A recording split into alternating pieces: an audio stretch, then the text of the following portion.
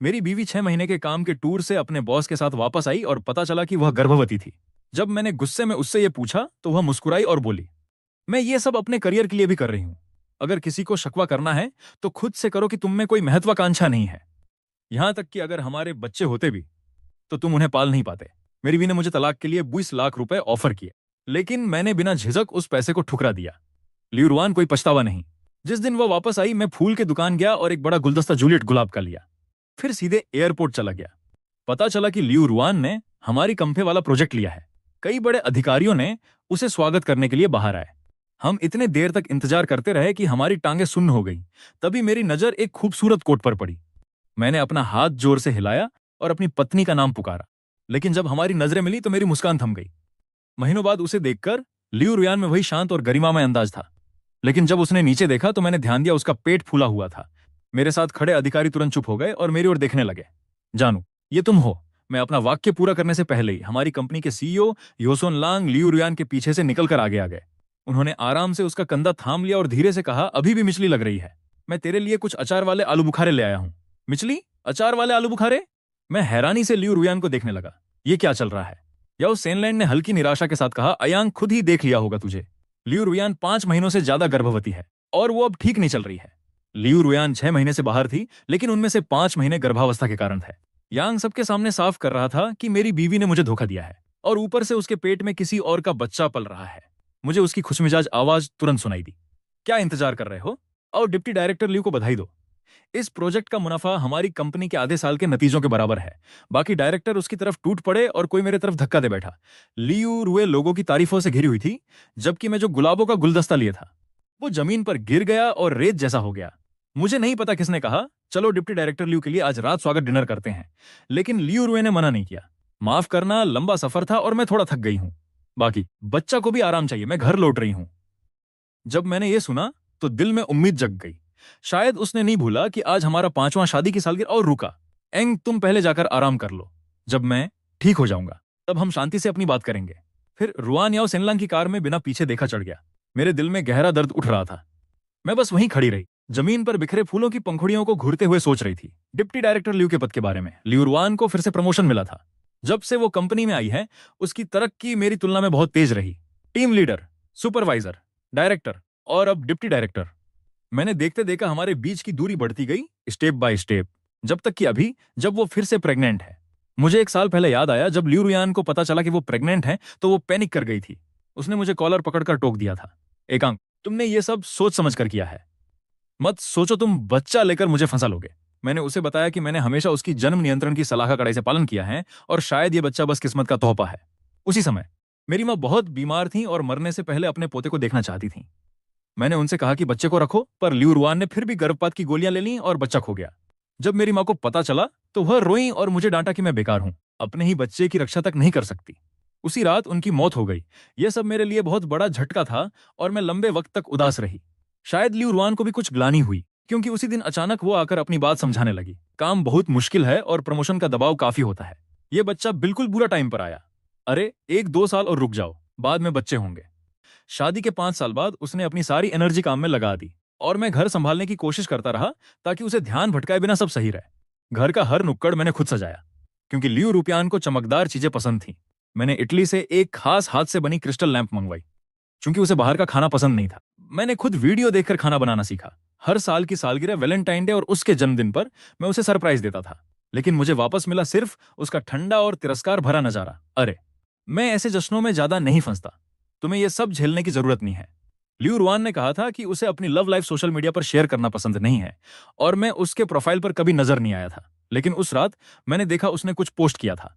दिन पूरे हो गए, 2000 दिन हुए जब से मैं तुम्हें मिला। मैं कितना खुशकिस्मत हूं। तस्वीर में 2 गिलासों की टक्कर दिख रही थी, लेकिन एक कलाई पर मैंने एक रोलेक्स घड़ी पहचानी जो मैंने उसकी खरीदारी की हिस्ट्री में देखी थी। मैंने सोचा ये सरप्राइज है जो उसने हमारी 5वीं सालगिरह के लिए प्लान किया था। पता चला कि यह सब मेरी कल्पना थी। ऐसा लग रहा था जैसे कोई मेरा दिल दबा रहा हो, सांस लेना मुश्किल हो गया। तो लियुरुआन ऑनलाइन अपनी लव लाइफ शेयर करने के खिलाफ बिल्कुल नहीं थी, बस वो मुझे शेयर करना नहीं चाहती थी। मैं कमरे में बैठा रहा, उस पोस्ट को इतने देर तक देखता रहा कि मेरी आंखें दर्द करने लगी और गला सूख गया। शायद शुरुआत से ही सिर्फ याओ सेनलांग ही लियुरुआन का पूरा दिल जीत सकता था। लियुरुआन और याओ सेनलांग बचपन के दोस्त थे। उसने अपने उस पर मन भावन तारीफों से भरे 3 मोटे नोटबुक्स भर दिए थे। लेकिन जब लू रुआन के पापा का बिजनेस फेल हो गया और उन्होंने ऑफिस बिल्डिंग से कूदकर आत्महत्या कर ली, तो याओ परिवार उनके रिश्ते के खिलाफ पूरी तरह खड़ा हो गया। लू रुआन उस वक्त सिर्फ 20 की थी। ठान ली उसने पढ़ाई बीच में छोड़ दी ताकि पैसे कमा सके।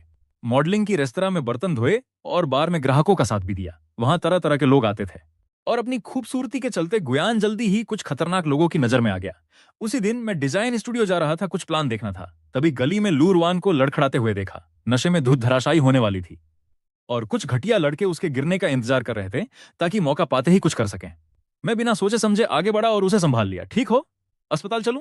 एक लड़के ने मेरी तरफ उंगली उठाकर मुझे चेतावनी दी कि पीछे हट जाओ। लियू रेयान ने शक की नजरों से मुझे देखा। उस वक्त वो एक घायल छोटा कांटेदार जीव लग रही थी, नन्ही और असहाय, पर सारे कांटे खड़े हुए थे। मेरा दिल पिघल गया। डर मत, मैं कोई बुरा इंसान नहीं हूं, मैं तुझे अस्पताल ले जाऊंगा। अस्पताल में आईवी की सुई लगाए लियू रेयान ने अपना सिर मेरे कंधे पर रखा और काफी देर तक रोती रही।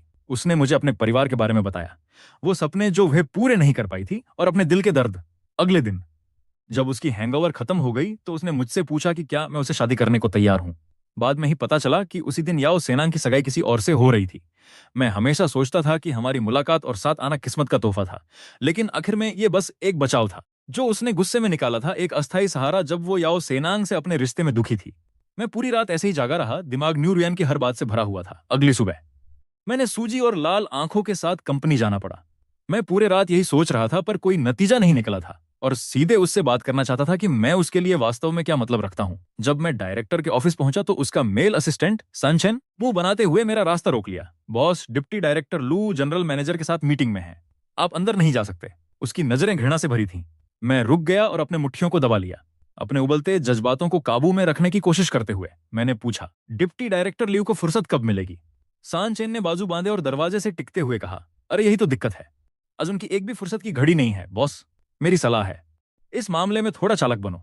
डिप्टी डायरेक्टर लियू अब डायरेक्टर जनरल की खास है, वो आराम से वो सींग पहन सकती है और आगे बढ़ने के सारे चांस उसके पास हैं। ये सुनते ही सब लोग ठहाके लगाने लगे।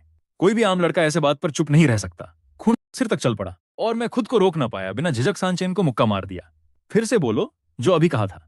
सनचेन तो बस दिखावा कर रहा था। मारते ही वो जमीन पर गिर पड़ा और जोर से अगले डेस्क से टकरा गया। तभी लू रुयान के ऑफिस का दरवाजा खुला। याओ सेनलांग बाहर आए, भौहें चढ़ाई और सनचेन से पूछा, काम के वक्त लड़ाई को काई नहीं होती? सनचेन तुरंत ऐसे दिखा जैसे रो देने वाला हो। डायरेक्टर याओ, आप और डिप्टी डायरेक्टर लियू मीटिंग में थे। मैंने बॉस ई से कहा कि इंतजार करे, लेकिन उसने अचानक मेरा हाथ घुमाया और मुझसे मार दिया। मेरी एक दांत भी टूट गई। तभी लियू रुयान धीरे धीरे बाहर निकले। उसने मुझे नाखुशी भरी नजर से देखा। वो देख मेरे चेहरे का भाव सख्त हो गया। वो बहुत ही शालीन और संयमित इंसान थी जो हमेशा अपनी शांति बनाए रखती थी, पर उस दिन लियू रुयान की शर्ट उल्टी पहन रखी थी। सनचेन सही था। लियू रुयान और याओ सेनलांग ऑफिस में कुछ शर्मनाक चोरी छिपे काम कर रहे थे। मैंने कुछ नहीं कहा, लेकिन मीटिंग के दौरान कोई गैर जरूरी आदमी अंदर नहीं आ सकता। जब सनचेन ने रुयान को देखा तो मानो उसने अपनी जान बचा ली हो। वो बड़ा लड़का सबके सामने रोने लगा। डिप्टी डायरेक्टर लियू, मैंने बॉस को रोकने में अपनी जिम्मेदारी पूरी नहीं की। आखिरकार वो प्रोजेक्ट का लीडर है और मैं तो बस एक मामूली असिस्टेंट हूं। रुआन कुछ बोलने वाला था कि याओ सेनलैंड ने मुझे तिरछी निगाहों से देखा और तेज तेज हंसी उड़ाई। तो एक साधारण ग्रुप लीडर के पास इतना अधिकार होता है, कमाल है। मैंने उन्हें बीच में ही रोक दिया और अपनी नजर रुआन पर टिकाई। कल तुमने कहा था कि बात करेंगे। लियू रुआन को बेचैन होते देख मैं अचानक खुद को पूरी तरह बेइज्जती महसूस करने लगी। 5 साल की शादी चाहे खत्म हो रही हो, उसके लिए एक ठीक ठाक विदाना तो बनती थी। याओ सेनलांग मुझे अपमानित करने वाला था कि लियू रुआन ने हाथ उठाकर उसे रोक दिया। ठीक है सेनलांग, मुझे उससे बात करने दे, इससे वो हमें बार बार परेशान नहीं करेगा। हम इमारत के कैफे में गए। बच्चा अभी 5 महीने दूर, रेयान सीधे मुद्दे लेने में। मैं चाहती हूं कि बच्चे की कानूनी हकीकत सही से बनी रहे। चलो तलाक ले लेते हैं। कॉफी हिलाते हाथ रुक गए, भले ही मुझे अंदाजा था। लू रेयान की जुबान से सुनकर आंसू आ गए। लू रेयान सोच रही थी, मैं और उसने अपने बैग से एक कार्ड निकाला। इस कार्ड में 20 लाख रुपए हैं, इसे मुआवजा समझो। मैं ऊपर देखकर चुपचाप उसे घूरता रहा। फिर मैं जोर से हंस पड़ा। 2 लाख के लिए पिंक 5 साल का रिश्ता। मुझे पता नहीं कहूं कि मैं कीमती हूं या नहीं। मैंने कार्ड वापस उसे देते हुए कहा, मुझे ये नहीं चाहिए। लियू रुआन ने आश्चर्य से भौं उठाई। एंग, तुम्हारी महीने की तनख्वाह 6 है। 2 लाख का मतलब है 20 साल की कमाई। क्या तुम्हें सच में ये नहीं चाहिए? जब मैंने उसे अपना अंतिम जवाब दिया तो लियू रुआन ने मुझे तिरस्कार भरी नजरों से देखा। हमेशा की तरह सेनलान सही था। बात यह नहीं कि तुम्हें नहीं चाहिए, बात यह है कि तुम्हें और चाहिए। वो अपना पेट मसलते हुए कुर्सी पर झुकी। बताओ आखिर तुम्हें क्या चाहिए? मैंने उसका सवाल नहीं जवाब दिया। इसके बजाय मैंने खुद उससे एक सवाल किया, जब मैंने तुमसे तलाक लिया तो एन तुमसे शादी करेगा? लियू रुआन ने गर्व की एक झलक दिखाई। जाहिर है सेनलैंड और उसकी पत्नी एक दूसरे से कभी प्यार नहीं करते थे। उसने मुझसे वादा किया था कि वह तलाक लेगा। वैसे भी मैं पहले ही याओ परिवार के एक बच्चे से गर्भवती हूँ और वे एक पोते के लिए बेचैन है। उसकी खुश चेहरे को देखकर, उज्जवल भविष्य की कल्पना करते हुए, मैंने अपनी आंखें जोर से बंद की और डरते हुए कहा, ठीक है, जैसा तुम चाहो। ऑफिस में वापस मैंने अपनी टीम के सदस्यों को चुपके से बातें करते सुना। क्या उन्होंने पता लगा लिया? जो बच्चा डिप्टी डायरेक्टर लियू उम्मीद कर रहे हैं वह असल में डायरेक्टर याओ का है। मैंने कभी सोचा भी नहीं था। बॉस तो बिल्कुल सिंपल लगता था, पर पता चला वो बस किसी के खर्चे पर चलता है। वैसे उससे पैसे कमाना भी कितना बुरा नहीं है। हाँ, मैं चुपके से अंदर घुस गया और सब एकदम खामोश हो गए। मैं कभी अपने साथियों के साथ खराब व्यवहार नहीं करता था, इसलिए नहीं सोचा था कि वो मेरे पीछे ऐसी बातें करेंगे। अभी भी बोल रहे हो? क्यों रुक गए? सब लोग डर के मारे सिर झुका लिए थे। कोई कुछ बोलने की हिम्मत नहीं कर रहा था। अगर इस महीने के टारगेट पूरे नहीं किए तो बोनस की बात भूल जाओ। फिर किसी ने धीरे से कहा कि डायरेक्टर याओ आपके खिलाफ हैं, देखते हैं तुम कितने दिन इस जगह टिक पाते हो। मैं उस बंदे के पास गया और सीधे उसकी आंखों में देखा। अगर मैं चाहूं तो इस कंपनी में तुमसे ज्यादा दिन रह सकता हूं। वो समझ गया मैं क्या इशारा कर रहा था और तुरंत माफी मांग ली। बॉस, मुझे माफ कर दीजिए, प्लीज मुझे नौकरी से न निकालिए। उस रात कंपनी के सारे कर्मचारी साथ में प्रोजेक्ट सेलिब्रेशन डिनर में थे। ऑडिटोरियम में बैठकर मैंने लू रुआन को मंच पर चमकते हुए देखा। दिल में अजीब सी मिलीजुली भावनाएं थी। सच कहूं तो जिस पल मैंने ले रुआन से तलाक लेने का फैसला किया, उसी वक्त यह भी ठाना कि मैं इस कंपनी में नहीं रहूंगा। आखिरकार मैं डिजाइन स्टूडियो की नौकरी छोड़कर उसके लिए यहीं आया था। सालों में मैंने लुयान के साथ काम किया, कई सौदे तय करने में मदद की और उसे कंपनी में अपनी जगह बनाने में सपोर्ट किया। मैं सोचती थी कि एक दिन वह मेरी चुपचाप की गई मेहनत को नोटिस करेगी। कभी नहीं सोचा था कि चीजें ऐसे खत्म होंगी। लियू रुआन पूरी तरह भूल चुकी थी कि हम 10 साल पहले मिले थे। मेरी नाजुक सी शक्ल देख एक गैंग मुझे एक गली में घेर लिया और मारने लगा। अचानक लियू रुआन हीरो की तरह आ गई, हाथ में ईंट लेकर, और उन सबको भगा। क्यों रो रही हो? अगर कोई हमला करे तो लड़ो। लियू रुआन की वो गर्मजोशी मैं आज तक अपने दिल में संजो कर रखे हुए हूं। आज रात वो आखिरी मौका था जब मैं उसे ऐसे चमकता हुआ देख पाऊंगी। मैं बाथरूम गई और सुनने लगी कि याओ सेनलैंड किसी से दम छलकाता हुआ बात कर रहा था। अरे भाई, क्या चल रहा है? वो फरेब का फेम्प्लान काम कर गया ना। मैंने उसे यकीन दिलाया कि अभी भी उससे प्यार करता हूं, और ऐसे ही उसने मना कर दिया मेरा बच्चा रखने के लिए। तुझे पता भी नहीं कितना आसान था ये सब। वैसे भी वो अपने सबसे मुश्किल समय में बार में साथ देने वाली लड़की के रूप में काम करती थी। ऐसे किसी से मैं शादी कैसे कर सकता था? मैंने दरवाजा जोर से खोला, उसे कॉलर से पकड़ लिया और दीवार पे ठोंक दिया। कितना घटिया आदमी है! लियू रुआन, मैं तुमसे बहुत प्यार करता था। तुमने ऐसा धोखा कैसे दिया? जब याओ सेनलान ने मुझे देखा तो वो गुस्से में चिल्लाने लगा, एंग, क्या तू पागल है? तेरी पत्नी तुझसे धोखा कर रही है और तू उसका बचाव कर रहा है। तू मूर्ख है। याओ सेनलान के वहां बहुत दोस्त थे। किसी भी वक्त वे मुझे जमीन पर दबा चुके थे और मुझे मार रहे थे जब मुझे मुक्के लग रहे थे। अचानक मुझे लियू रुआन की आवाज सुनाई दी, रुको, तुम लोग क्या कर रहे हो? जब याओ सेनलांग ने उसे आते देखा तो उसने दूसरों को रुकने का इशारा किया। मैं बेताबी से उसे बताना चाहता था कि याओ सेनलांग अच्छा इंसान ही मिली। बस करो इयांग, मुझे उम्मीद नहीं थी कि तुम इतने दुष्ट हो गए। आज सुबह तक तो मुझे तुम पर तरस आता था और पता चला तुम लगातार सेनलांग और मेरे बीच फाड़ डालने की कोशिश कर रहे थे। उसकी फिगर को देखते हुए जो सोच समझकर दूर चली जा रही थी, मैं मायूस होकर सिर नीचे कर लिया। लियू रुआन, इस बार मैं ही तुझसे जा रहा हूं। डिनर के दौरान हुई झगड़ा एक बड़े हादसे की तरह फैल गया। किसी ने उसकी फोटो खींच ली और वह पूरे ग्रुप्स में वायरल हो गई। मैं कुछ दिन हॉस्पिटल में टूटी हुई पसली के साथ रहा और उस दौरान लियू रुआन ने एक भी बार फोन नहीं किया। जिस दिन मैं हॉस्पिटल से बाहर आया, मुझे कंपनी से निकाले जाने का नोटिस मिला। एचआर ने ठंडे अंदाज में बताया कि खराब परफॉर्मेंस की वजह से कंपनी ने मुझे निकालने का फैसला किया है। मैंने जवाब नहीं दिया, सीधा कंपनी चला गया। लेकिन सान चेन फिर से मेरा रास्ता रोक गई। बॉस, मेरी मुश्किल मत बढ़ाओ। डिप्टी डायरेक्टर लियू कहती हैं कि वो आपको देखना नहीं चाहती। फिर जैसे उसे अचानक कुछ याद आया हो, उसने हाथ से मुंह ढक लिया। कैसे भूल सकता था? यांग, उसे कंपनी से पहले ही निकाल दिया गया है। आज वो बॉस नहीं है। वो माफ करना, बाहरी लोगों को अंदर आने की अनुमति नहीं है। फिर उसने एक छोटा बॉक्स निकाला जिसमें मेरी सारी डेस्क की चीजें थी। सांचेन की मुस्कान में बड़ी जीत का अंदाज था। ले जाओ, सब कुछ पैक कर लिया है, जल्दी से पकड़ो और यहां से निकलो। उसे यह सामान सौंपने कोई मन नहीं था। अगले ही पल उसने बॉक्स छोड़ दिया और वो जमीन पर गिर गया। सॉरी, हाथ से फिसल गया, उसने कहा। मैंने ठंडी सी मुस्कान दी। कोई बात नहीं, तेरे किडनी कमजोर हैं, इसलिए हाथ कांप रहे हैं। सांगचेन उस बात से आहत हुआ और बोला, रामो, एयांग, कमजोर किडनी किसके लिए कह रहे हो? उसे अनदेखा करते हुए मैंने उसे किनारे किया और लू रुआन के सामने खड़ा हो गया। वो अपनी मेज पर कुछ दस्तावेज पढ़ रही थी और बिना ऊपर देखे बोली, मुझे पता है कि तुम कंपनी के फैसले से सहमत नहीं हो, लेकिन तुमने सेनलांग को मारा है, ये तो एक तथ्य है। उसने थोड़ा रुकावट डाली, फिर आगे बढ़ते हुए कहा, वैसे भी मैंने तुम्हारे लिए जो कुछ हो सका कर दिया है। सूट पैसा छोटा नहीं होगा। बिना कुछ बोले मैंने अचानक इस्तीफा चुपके से उनके डेस्क पर रख दिया और तुमसे 3 बातें बताने आया हूं। पहला, मैं नौकरी छोड़ रहा हूं। मुझे सीवरेंस पैकेज की जरूरत नहीं, जो चाहे उसे रख ले। दूसरा, अगर तुम्हें वो घटिया बंदा याओ सेनलांग पसंद है तो उसे अपने पास रखो। मैं तुम्हारे और उसके बीच झगड़ा नहीं चाहता। तीसरा, मैं पिछले 5 साल से अंधा था। जब तुम चाहो तलाक की प्रक्रिया करवा लेना। लियू रुयान ने सोचा भी नहीं था कि मैं इतना पक्का फैसला कर सकता हूं। वह काम छोड़कर मुझसे हैरानी से देखने लगी। एंग, क्या तुम्हें पता है तुम क्या कह रहे हो? सेवरेंस पे कई हजारों में था। क्या तुम सच में नहीं लेना चाहते? पैसा तो एकदम ठीक था, इसमें कोई शक नहीं, लेकिन मुझे सच में उसकी जरूरत नहीं थी। रेजिग्नेस देने के बाद मैं बिल्डिंग के लॉबी में गया और डिजाइन स्टूडियो के एक पुराने सहकर्मी को कॉल किया। संगोन, वो प्रोजेक्ट जो तुमने पहले सुझाया था, मैंने सोच विचार किया और बेहतर होगा कि हम उसे छोड़ दें। उस कंपनी की बुरी छवि है और उस काम में कई तकनीकी दिक्कतें होंगी। जब मैं डिजाइन स्टूडियो में काम करता था तो ज्यादातर इंजीनियरिंग डिजाइन की जिम्मेदारी मेरी थी और मेरी काबिलियत की वजह से मैनेजमेंट मेरी काफी कद्र करता था। जब मैंने 3 साल पहले नौकरी छोड़ने का फैसला किया था तो कई बॉस ये नहीं समझ पाए कि मैं क्यों जा रहा हूं। यहां तक कि उन्होंने मुझे रोके रखने के लिए प्रमोशन तक ऑफर की, लेकिन मैंने सब कुछ छोड़ दिया तो रुयान के लिए। मेरे आखिरी दिन मेरे साथी संको ने कहा, अरे तुम अपनी पोजीशन छोड़ रहे हो एक औरत के लिए, एक कम स्तर की नौकरी के लिए, उस कंपनी में जो हम पर निर्भर है। तुम अपनी टैलेंट का बर्बाद कर रहे हो। उस वक्त मैं जवान और जल्दबाज था और सच में मानता था कि प्यार किसी भी मुश्किल को पार कर सकता है। मैंने अपने साथियों से वादा किया था कि मैं काम में भी और घर पर भी सफल होऊंगा। परिणाम बिल्कुल गड़बड़ था। मैं पूरी तरह इसके लायक था, लेकिन सांगो ने मेरी आवाज में कुछ अजीब सा महसूस किया और बड़े भाई की तरह मुझसे पूछा, एंग तुम ठीक हो? वहां सब ठीक से नहीं हुआ क्या? क्यों नहीं सीधे वापस स्टूडियो चले जाते? डायरेक्टर ने अभी कहा था कि पूरे संस्थान में तुम्हारा डिजाइन सबसे बढ़िया है। मैंने कड़वा हंस दिया। आखिरकार मैं लौट भी सकता था। सांगो ने ज्यादा कुछ नहीं कहा और उसी रात उसने एक मीटिंग रखी जिसमें वो सारे बड़े बड़े लोग और दोस्त बुलाए जो मेरी कदर करते थे।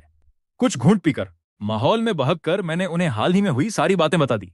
जितना वे सुनते गए उतने ही ज्यादा गुस्से में आ गए। उन्होंने लियू रुयान को कोसा कि वो इतनी भी अंधी कैसे हो गई कि एक अच्छे आदमी को छोड़कर किसी और के पीछे लगी रही, दूसरी महिला बन गई, और कि एक दिन उसे इसका पछतावा होगा। लेकिन बातचीत खत्म होने तक चाहे लियू रुयान को पछतावा हो या नहीं, कोई नहीं जानता था। जो मैं जानता था वो ये था कि मैं खुद पछता रहा था। मैंने आंसू बहाए, नाक बहाए जैसे कोई बच्चा हो।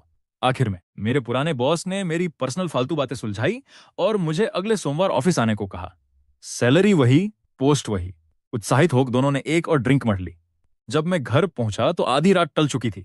अंदर गया तो देखा लिविंग रूम की लाइट्स जली हुई थी और लियू रुआन सोफे पर बैठी थी। बहुत गुस्से में लग रही थी। तुम कहाँ थे? इतना समय क्यों लगा? तुम्हें पता है मैं 2 घंटे से इंतजार कर रही थी। मैं इतनी भूखी हूं कि चक्कर आ रहा है। मैं एक पल के लिए ठहर गया। अगर तुम भूखी हो तो कुछ खा लो। ने तो आउटडोर ऑर्डर भी नहीं किया। ये सुनकर लियू रुआन की आंखें नम हो गईं। एंग, तुम्हारा तो बुरा हाल है। मैं भी थोड़ा नशे में था तो सोफे पर बैठ गया और अपने लिए एक गिलास पानी डाला।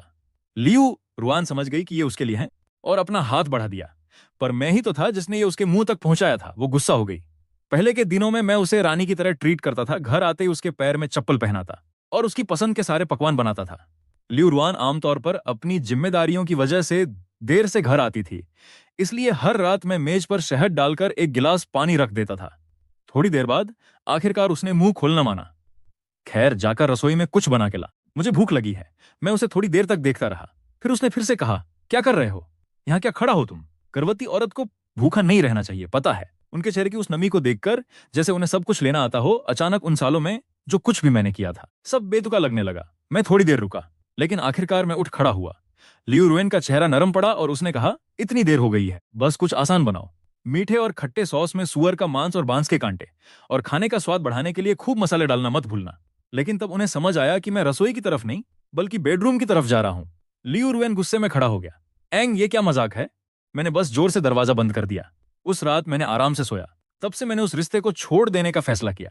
मैं अब लियू रुयान के मूड स्विंग्स की चिंता करके जागता नहीं था।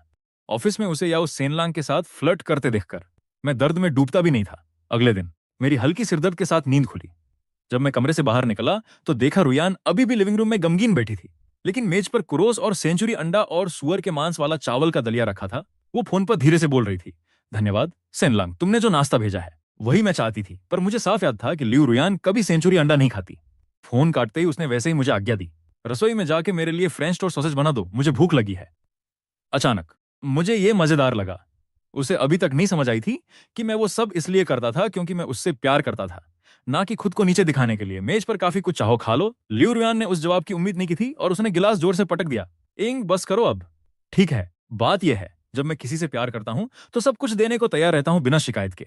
लेकिन जब प्यार खत्म हो जाता है तो मैं बस बंद हो जाता हूं और उन लोगों या हालातों में उलझना बंद कर देता हूं। मैं जा रहा हूं, तुम काम नहीं कर रहे हो, तो चलो अभी यहीं तलाक के लिए आवेदन करते हैं। मैंने उसे साइन किया हुआ तलाक का समझौता सौंपा। लियू रुआन ने उसे घूरते हुए कहा, अब तुम क्या सोचे हो? पहले कहते थे कि तुम मुझसे पूरे दिल से प्यार करते हो और अब इतनी आसानी से तलाक के लिए तैयार हो। मैंने सोच समझ लिया है। अगर तुम मुझसे प्यार नहीं करती तो अलग होना ही बेहतर है। दोनों के लिए यही ठीक रहेगा। वैसे ये घर मैंने खरीदा है और शुरू से लेकर अंत तक खुद ही सजाया संवारा है, तो बाकी सब चीजें कानून के हिसाब से बांटी जाएंगी। यह सुनकर लियू रुआन ने के ठंडी मुस्कान दी। ठीक है, तुम्हारे बताए तरीके से करते हैं। अभी हम सिविल रजिस्ट्री जा रहे हैं। रास्ते में लू रुयान पूरे समय बहुत चिड़चिड़ी थी। कभी कभी वो सड़कों पर ड्राइवरों को चिल्ला रही थी, दूसरी बार वो फोन पर अपने असिस्टेंट सांग चेन को निशाना बना रही थी कि वो कितनी नाकाम है। सच कहूं तो उसे सच में बुरा मूड में डालने वाली बात यह थी कि मैं उसके आगे झुक नहीं रहा था, जैसा कि उसे उम्मीद थी। लियू रुयान मेरे उसे आदर देने की आदत हो गई थी और उसे यह सहन नहीं था कि मैं इतना आसानी से सब छोड़ रहा हूं। लेकिन अपने गर्व के चलते वो ये दिखाना नहीं चाहती थी कि वो मुझसे जुड़ी रहना चाहती है। हम सिविल रजिस्ट्री गए ताकि संपत्ति बांटी जाए और तलाक का प्रमाण पत्र लिया जा सके। सब कुछ बढ़िया चल रहा था। लियू रुआन पेट मसलते हुए संतुष्ट मुस्कान के साथ बोली, छोटू, अब मम्मी फ्री है, बस थोड़ा और इंतजार कर, जल्दी ही पापा से मिलने का मौका मिलेगा। मैं मुड़कर जाने ही वाला था कि लू रुआन पीछे से बोली, एंग, हम पति पत्नी हैं, कहां जा रही है? लेकिन कुछ ही देर में एक बड़ी काली कार मेरे सामने आकर रुकी। सांग गोंग ने नाम या खिड़की खोलकर मेरी तरफ मुस्कुराते हुए पलक झपकाई। एंग, ये तुम्हारी पुरानी कार थी, ये लग रही है याद तो? मैंने हाँ भरी और दरवाजा खोल दिया। मेरा समय खराब मत करना, चलो फिर स्टूडियो वापस चलते हैं। निर्देशक ने कहा है कि इन प्लान्स को अगले कुछ दिनों में पूरा करना है। संगन मेरी तरफ मुंह खुला का खुला देख रहा था। अरे, तुम कोई काम के दीवाने हो क्या? ये तुम्हारा पहला दिन है और तुम हमें सबको पीछे छोड़ने का मन बना रहे हो। मेरा वापसी स्टूडियो में बड़ा उत्साह लेकर आई। जैसे ही मैं अंदर आया, मेरा पुराना असिस्टेंट मेरे पास आके कुछ कागजात देने लगा।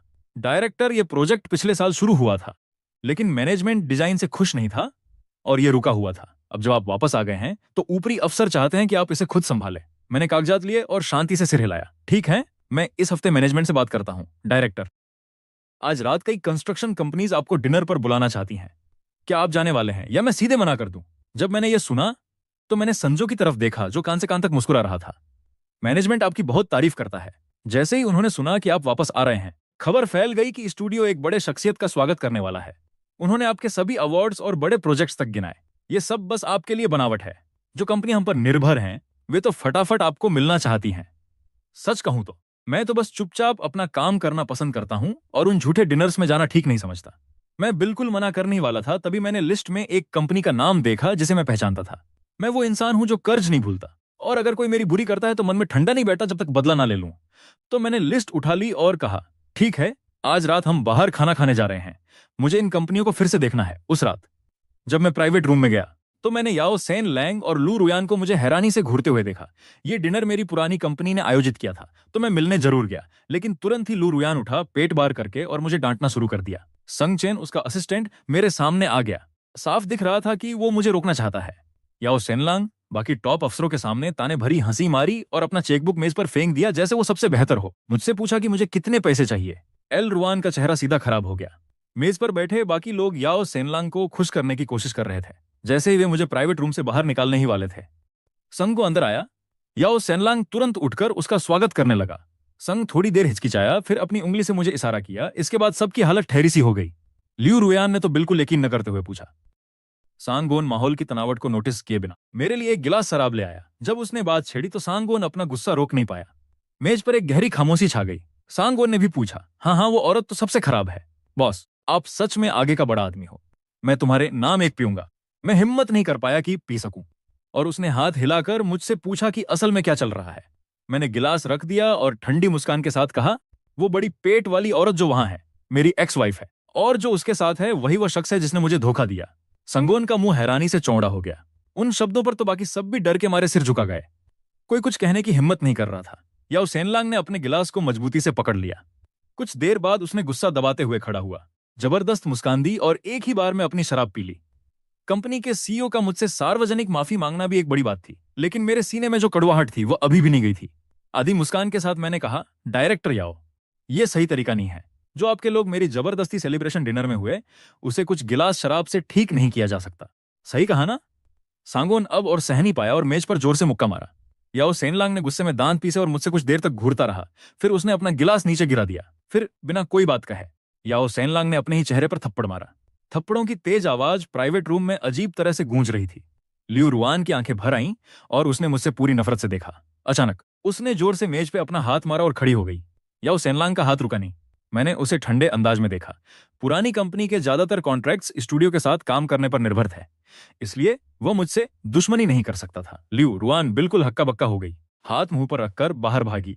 लेकिन याओ सेनलांग को कुछ खास फर्क नहीं पड़ा। मेरा इरादा किसी की बेइज्जती करने का नहीं था, बस सब हिसाब चुकाने की बात थी। लेकिन लियू रुआन ज्यादा देर बाहर नहीं गई थी कि अचानक हॉलवे से किसी डर से भरी चीख आई। मैं भौहें तानकर वहां जाने ही वाला था कि याओ सेनान ने हंसते हुए कहा, जो होगा सो होगा। फिर भी मैं उठकर बाहर निकला। ऐसा इसलिए नहीं किया कि मेरे दिल में अभी भी लियू रुआन के लिए कोई एहसास था, बल्कि क्योंकि कोई भी आम इंसान ऐसा करता, चाहे वो कोई अनजान प्रेग्नेंट महिला ही क्यों ना हो जो गिर गई हो। मैं सिर्फ वहीं बैठकर आराम से खाना नहीं खा सकता था। जब संगो और मैं बाहर निकले तो देखा लू रुआन जमीन पर पड़ी थी और उसके नीचे खून का एक बड़ा थैला था। वहां लोग तो थे, लेकिन कोई भी उसके पास जाने की हिम्मत नहीं कर रहा था। लू रुआन डर के मारे कांप रही थी, रो रही थी और याओ सैनलैंड से कहानी कर रही थी कि उसे अस्पताल ले जाए। लेकिन वो पूरा नजारा देखकर शर्मिंदा होकर गाली गलौज करने लगा। लू रुआन जमीन पर पड़ी, खून में लथपथ थी। आखिर में मैंने ही ओवैस को कॉल किया और उसे एम्बुलेंस में बैठाया। लेकिन चूंकि हमें देर हो गई, इसलिए जब अस्पताल पहुंचे तो बच्चा बचाया नहीं जा सका। 5 महीने की प्रेगनेंसी में उन्हें लेबर इंड्यूस करना पड़ा। इस दौरान बहुत खून बहा और अंत में उसका यूट्रस निकालना पड़ा। लियू रुयान अब कभी बच्चे पैदा नहीं कर सकेगी। जब लियू रुयान उठी और देखा कि उसका पेट खाली है तो वह बिन रुके रो पड़ी, उसे इतना टूटे हुए देखकर। मुझे अचानक याद आया वह सर्द दिखावटी नजर जो उसने 1 साल पहले गर्भपात की गोली लेते वक्त दिखाई थी। मैंने अपना काम कर दिया था, उसे अस्पताल लेकर जाना। मैं जाने लगा तो पीछे से लियू रुयान ने मुझसे एक सवाल किया। बिना कोई एहसास जताए मैंने नहीं कहा और कमरे से बाहर निकल गया। मेरे पीछे लियू रुयान इतनी जोर से रो रही थी कि उसकी सांसें रुक गई थी। मैं एक पल रुक गया और पीछे से उसकी बात सुनने लगा। पहले चाहे लियू रुयान ने मुझे जितना भी तकलीफ दी हो, बस रोकर माफी मांगने पर मैं मान जाता था और उसे माफ कर देता था। लेकिन इस बार मैंने बस कहा, मेडिकल बिल का एडवांस छाई बाहर से ऊपर था, पैसे ट्रांसफर करना मत भूलना। माफी मांगना अब चलता नहीं। असली माफी तभी होती है जब वो दर्द वही महसूस करे जो मैंने महसूस किया। और हाँ, याओ सेनलांग वाला सौदा तो टूटा ही। उसकी कंपनी वो बड़ा कॉन्ट्रैक्ट हार गई और याओ सेनलांग कई दिन तक बुरा मूड में रहा और गुस्सा सब पर निकालता रहा। पहला निशाना असिस्टेंट सनचेन था, बस एक छोटे से गलती पर याओ सेनलांग ने मौका पाकर उसे खुलकर गालियां दी और फिर उसे निकाल दिया। सनचेन जाने को तैयार नहीं था और मदद के लिए लियू रुयान के पास गया। लेकिन नतीजा ये निकला कि सनचेन निकाला गया और लियू रुयान को भी पद से हटा दिया गया। वो चमकदार डिप्टी डायरेक्टर से कहीं नीचे एक छोटे प्रोजेक्ट मैनेजर बन गई, वैसे ही जैसे मैं पहले था। कुछ पुराने सहकर्मी मुझे बताने आए कि अब जब लियू रुयान की ताकत खत्म हो गई है तो कंपनी में सब उसकी तकेलियां करते हैं और रास्ते में रोड़े अटकाते रहते हैं। और याओ सेनलांग वैसे तो वो फिर से अपनी पुरानी आदतों पर लौट गया। जल्दी ही वो कंपनी में एक जवान लड़की के काफी करीब आ गया और कुछ ही दिन में ऑफिस में फिर से प्रेगनेंसी हो गई। लियू रुआन ने हार नहीं मानी। वो कई बार याओ सेनांग के पीछे पड़ी, उससे तलाक देने और उससे शादी करने की मांग करती रही। उसका जवाब बस उसका मतली और तिरस्कार भरा चेहरा था। एक दिन मैं एक प्रोजेक्ट बी की बातचीत करने बाहर था और चौथुन लाइट पर रुकते हुए दैया कंपनी के पास से गुजरा। वहां एक बड़ा झगड़ा चल रहा था। एक बड़ी महिलाओं की टोली लियू रुआन को मार रही थी, उसके बाल पकड़ रही थी, उसे बदतमीज कह रही थी, किसी और के पति को बहकाने का आरोप लगा रही थी और कह रही थी कि उसे शर्म भी नहीं आती। लियू रुआन हमेशा की तरह बेदरक चिल्लाई कि वो और याओ सेनलांग बचपन के सच्चे प्यार हैं। तभी याओ की पत्नी ने उसे जोर से थप्पड़ मार दिया। जब उसने उसे पीटना बंद किया तो पत्नी और उसके साथ वाले चले गए। लियू रुआन जमीन पर पड़े कचरे जैसी हालत में थी। वो मन ही मन रो रही थी और जब उसने उठकर देखा तो हमारी नजरें मिली। माहौल बदल गया, कार चलने लगी और मैंने धीरे धीरे खिड़की उठाई बिना लियू रुआन के चेहरे को देखे। उसी रात लियू रुआन के मारे जाने का वीडियो ऑनलाइन वायरल हो गया। वो जोर जोर से चिल्ला रही थी। बिना मोहब्बत वाले ही दूसरों को कहते हैं। नेटिजन्स ने उसे खूब खरी खोटी सुनाई, कहते हुए कि यह बेशर्म गुलामी है। लियू रुयान ने अपनी 3 डायरी निकाली जो याओ सेनलांग के लिए प्यार से भरी थी, लेकिन उसकी पत्नी ने उन्हें फाड़ दिया। आखिर में याओ सेनलांग ने कैमरों के सामने उससे कहा, लियू रुयान अब अपने सपनों में मत रहो। क्या तुम सच में सोचती हो कि मैं किसी ऐसी लड़की से शादी करूंगा जिसके पास ना पैसे हैं ना शान? मैंने तुम्हें बस इसलिए इस्तेमाल किया ताकि तुम मेरी कंपनी के लिए जहारत तक काम करो और ऊपर से मेरी बीवी और मुझे बच्चा भी दे दो। क्या तुम सच में ऊपर बात और भी बिगड़ी? याओ सेनांग ने लियू रुयान की कुछ निजी तस्वीरें शेयर कर दी। अचानक लियू रुयान पूरी तरह टूट चुकी थी। अगली बार जब मैंने उसे देखा वो 2 महीने बाद था। वो विदेश से एक कॉन्फ्रेंस से लौट रही थी और जब मैं अपने दरवाजे के पास पहुंचा तो मैंने देखा कि एक कमजोर सी शक्ल सीढ़ियों पर मुड़ी हुई बैठी थी। पहले तो मुझे लगा कोई बेघर इंसान होगा और पुलिस को फोन कर दूं, लेकिन जब उसने ऊपर देखा और मेरा नाम लिया तो मैं ठहर सा गया। पहले वाली लियू रुयान आत्मविश्वासी और जिंदा दिल थी, जो हमेशा अंदर की आग से चलती थी। अब की लियू रुयान की आंखें बेरंग और खाली लग रही थी। एंग, मुझे अफसोस है, अब समझ आ गया, इस दुनिया में तुम ही एक ऐसी थी जो सच में मुझसे प्यार करती थी। वो मेरे पैंट पकड़ के रेंगती हुई आई। क्या हम फिर से पहले जैसी हो सकते हैं? वो प्यार भरे खुशहाल दिन। एंग, मैं तुम्हारे बिना जी नहीं सकता। मैंने अपनी टाई ठीक की और आह भरी। माफ करना, लेकिन मैं तेरे बिना जीने की आदत डाल चुका हूं। तभी पीछे से एक लड़की की आवाज आई, एंग, कल मीटिंग है। मैं कौन सा कपड़ा पहनूं? जो असिस्टेंट मुझ पर तारीफ की नजर से देखती थी वही मेरी गर्लफ्रेंड बन चुकी थी। लियू रुआन उसे देखकर काम गई। तुम कैसे कर सकती हो? कैसे तुमने इतनी जल्दी किसी और के साथ हो गई? एंग, क्या तुमने नहीं कहा था कि तुम मुझसे पूरे दिल से प्यार करती हो? रुयान फुट कर रो पड़ी। डरी हुई लड़की मेरे पीछे छिप गई। एंग, वो कौन है? मैंने उसे अंदर ले जाकर दरवाजा बंद किया और कहा, कोई नहीं, बस कोई पागल लड़की है। लड़की, जो अभी भी डर चुकी थी, बोली, लगता है उसका दिमाग ठीक नहीं है। हमें पुलिस को बुलाना चाहिए क्या? कुछ खाने को लाएं क्या? मैंने उसका बाल धीरे से सहलाया। जरूरत नहीं, कल सुबह तक वह चली जाएगी। जैसे ही मैंने दरवाजा बंद किया, लुरियान की रोने की आवाज दूसरी तरफ से सुनाई दी, जैसे किसी और दुनिया से, धीमी और दूर की, जो मेरे अंदर कोई हलचल तक नहीं ला पाई। लड़की ने मेरी बाजू पकड़ ली। उसकी आंखों में चिंता और थोड़ी शर्म देखी जा सकती थी। यांग, तुम सच में ठीक हो? अगर तुम पूरी रात बाहर रह गए तो? मैंने उसका हाथ पकड़कर उसे सोफे पर बिठाया, फिर उसके लिए गुनगुना पानी डाल दिया। इस लड़की का नाम सूचियाओ था। वो मेरे डिजाइन स्टूडियो में मेरी छोटी सहायक थी, धीमी धीमी बोलने वाली, लेकिन उसकी आत्मा में एक अलग साफ सफाई थी। जब मैंने लू रुआन की वजह से नौकरी छोड़ी तो वो मुझे कई बार मनाने की कोशिश कर चुकी थी, पर जोर नहीं दिया, बस चुपचाप मेरी भलाई की कामना करती रही। और जब मैं बुरी हालत में वापस आया तो उसने कभी भी मुझ में कोई नकारात्मक भाव नहीं दिखाया। हमेशा की तरह शांत और सुकून से वो मेरी तरफ बनी रही, मेरे कागजों को सॉर्ट करने में मदद करती रही और मेरी बातें सुनती रही। जब वो रो रो के थक जाएगी तो चुपचाप चली जाएगी। मैं उसे पास बैठाया और गर्म पानी दिया। पहले मैं मूर्ख था जिसने अपना पूरा दिल ऐसे किसी को दिया जो इसके लायक भी नहीं था। अब से मैं किसी को भी हमारी जिंदगी में दखलंदाजी करने नहीं दूंगा। सुसियाओ ने पुख्ता हाँ में सिर हिलाया। उसकी आंखों में चमक थी और उसने धीरे से मेरा हाथ थामा। उस रात लियू रुयान ने कोई हंगामा नहीं किया। बीच बीच में दरवाजे के पीछे कहीं से कोई हल्की फुल्की आवाजें आती, फिर सुबह तक धीरे धीरे बिल्कुल शांत हो जाती। अगले दिन मैंने दरवाजा खोला। दरवाजे एक सूखा आंसू का दाग और एक फटा पुराना नोटबुक पड़ा था। लियू रुपयान की 3 डायरी में से वही एक अकेली जो याओ सेनलांग की पत्नी ने खत्म नहीं कर पाई थी। कवर पर लिखा था, मेरे प्यारे सेनलांग के लिए, नाजुक हाथ की लिखावट में, लेकिन एक तरह के बेबस प्यार से भरी हुई। मैं नीचे झुका, उसे उठाया और बेतरतीब कुछ पन्ने पलटने लगा। उसमें याओ सेनलांग के लिए उसका प्यार और ख्यालात भरे थे। किशोरों जैसे मासूम प्यार से लेकर परिवार के बर्बाद होने के बाद की तड़प तक, उनकी फिर से मुलाकात की खुशी तक। पूरे नोटबुक में मेरी तरफ से एक भी बात नहीं। पता चला उन 5 सालों की शादी में मैं सिर्फ लियू रुयान की हकीकत से भागने का जरिया था। एक ऐसा ठिकाना जहां वो दर्द में छुप जाती थी जब याओ सेनांग ने उसे तकलीफ दी होती थी। मैं एक कटु हंसी छोड़कर डायरी को कूड़ेदान में फेंक दिया। पुरानी दीवानगी, बीते प्यार, वो सब और ये बेकार की डायरी। अब बेहतर होगा कि पूरी तरह से दफना दी जाए। सुसियाओ नाश्ता लेकर आई। उसने जो मैंने किया देखा तो कुछ नहीं कहा, बस चुपचाप बोली, नाश्ता तैयार है, आज स्टूडियो में मीटिंग नहीं होना। स्टूडियो पहुंचकर मैंने जल्दी से काम में लग गया, अपने मजबूत प्रोफेशनल बैकग्राउंड और पुराने प्रोजेक्ट के तजुर्बे पर भरोसा करते हुए। जो प्रोजेक्ट फंसा हुआ था वो जल्द ही एक बड़ी सफलता हासिल कर गया। मैनेजमेंट मेरी लगातार तारीफ कर रही थी और मीटिंग्स में कई बार मुझे बधाई दे चुके थे, कहते हुए कि मैं स्टूडियो की रीढ़ की हड्डी हूं। मेरे सहकर्मियों को भी मेरे साथ काम करना खूब पसंद था। पहले जो दूरी और ठंडक थी वो पूरी तरह से खत्म हो गई थी। मुझे कभी कभी लियू रुआन के बारे में खबरें मिलती रहती थीं। सुना था उस रात मेरे दरवाजे से निकलने के बाद वो फिर से याओ सेनांग को ढूंढने गई थी, लेकिन उसने न सिर्फ उसे मिलने से इनकार कर दिया, बल्कि सिक्योरिटी गार्ड्स ने भी उसे कंपनी में दाखिल होने से रोक दिया था। वो हार नहीं मानी और पूरे दिन दरवाजे के पास बैठी रही, धूप हो या बारिश। आखिर थक हार के बेहोश हो गई और अस्पताल ले जाना पड़ा। अस्पताल से निकलने के बाद भी वो याओ सेनलांग की खबर तलाशती रही, यहां तक कि उसके घर भी जाकर उसे इंतजार करने लगी।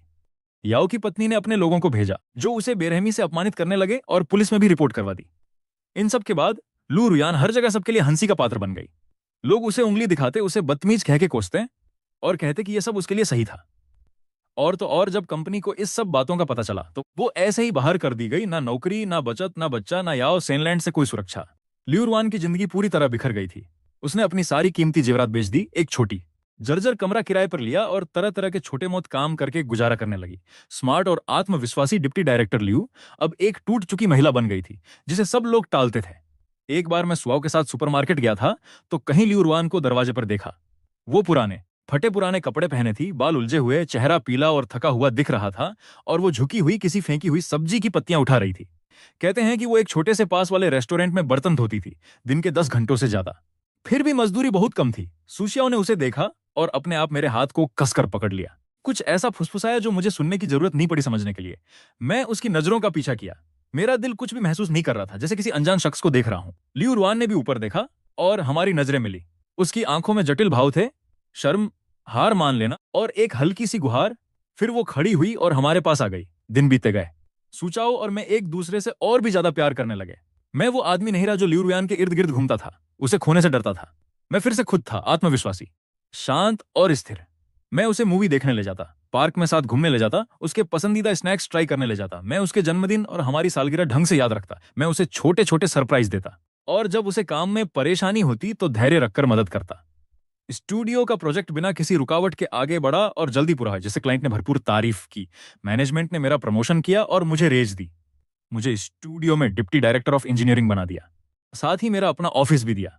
मेरी जिंदगी आखिरकार अपने पुराने अंधेरों से बाहर निकलकर अपनी रोशनी की तरफ बढ़ने लगी थी। लियू रुआन मेरी जिंदगी में फिर से तब तक नहीं आई जब तक कि एक दिन एक पुराना सहकर्मी अचानक उसका जिक्र मेरे सामने नहीं ले आया। उसने बताया कि लियू रुआन शहर छोड़कर एक छोटे कस्बे में चली गई थी, जहां उसे कोई नहीं जानता था। उन्होंने कहा कि उसने वहां सड़क साफ करने का काम शुरू कर दिया था। हर सुबह जल्दी उठकर सड़कें साफ करती थी, एक साधारण लेकिन शांतिपूर्ण जिंदगी जीना। मैंने सुना है किसी ने याओ सेनलैंड को उसकी नई मोहब्बत के साथ बाहर के एक रिसोर्ट में देखा है। वो उसके साथ वैसा ही था जैसे पुराने जमाने में न्यू रुआन के साथ था, मिठास भरा, ध्यान रखने वाला, प्यार भरा। फर्क सिर्फ इतना था कि कोई नहीं जानता कि ये नई लड़की आगे चलकर ल्यू रुआन की जगह लेगी या नहीं। जब मैंने ये सुना तो मुझे कुछ महसूस नहीं हुआ। याओ सेनलैंड या एलरान, जो भी उनके बीच चल रहा है, अब मेरा कोई लेना देना नहीं। मुझे बस इतना पता है कि मैं अब खुश हूं। मेरे पास कोई है जो मुझसे प्यार करता है, एक काम है जिसे मैं दिल से करता हूं, और सच्चे दोस्त हैं। बस इतना ही काफी है। एक गहरे पतझड़ की दोपहर मैंने सूसियाडो का हाथ थामा और नदी के किनारे की राह पर चलने लगा, और पुरानी छायाओं की आखिरी कणें भी साथ में बहा ले जा रही थी। सूसियाडो ने अपना सिर मेरे कंधे पर टिकाया और धीरे से कहा, एंग, शुक्र है तुम वापस आ गए। शुक्र है कि हम भटक नहीं गए। मैंने सिर झुकाकर उसके माथे पर प्यार से एक चुम्बन दिया और कहा, हम भटक नहीं पाए, ऐसा नहीं है, बस आखिरकार मैं जगा हूं। मैंने समझ लिया कि किस बात को थामे रखना है। अब चाहे सब कुछ शांत रहे या तूफानी हो, मैं हमेशा तुम्हारे साथ रहूंगा। हम फिर कभी अलग नहीं होंगे। दूर कहीं सूरज डूबते हुए आधे आसमान को लाल रंग में रंग रहा था। उसकी गर्म चमकदार रोशनी हम पर पड़ी थी। मैं जानता हूं कि उन पागल पलों को, दर्द को और पिछली शर्मिंदगी को अब सब बस बीती बात बन गए हैं। अब से बस मैं और तू ही दिखते हैं। हमारा भविष्य सच्ची नरमाहट और अनंत खुशियां। शायद लियू रुआन ने कभी सच में यह नहीं समझा कि मोहब्बत झुककर भीख मांगना नहीं होती, नहीं कोई दीवानगी या गुस्से में भागना। प्यार होता है एक दूसरे की इज्जत करने में, एक दूसरे की परवाह करने में और हमेशा साथ देने में। वो अपनी खुशियां तोड़ बैठी। उसने उसे एक अकेले इंसान को दूर कर दिया जो सच में उसे प्यार करता था। जब उसे आखिरकार एहसास हुआ, तब तक बहुत देर हो चुकी थी। सारे धोखे और दर्द के बाद मैं आखिरकार अंधेरे से बाहर निकली, खुद को पाया और किसी ऐसे से मिली जो मेरी असली कदर करता है। अब बस हवा चलने दो, जो भी होगा, बस आगे बढ़ते रहना है, अपनी सारी खुशियां और मोहब्बत साथ लेकर। मैं और सुसियाओ मिलकर आने वाले सालों में कदम रखेंगे, सुकून और शांति के साथ, हमेशा के लिए।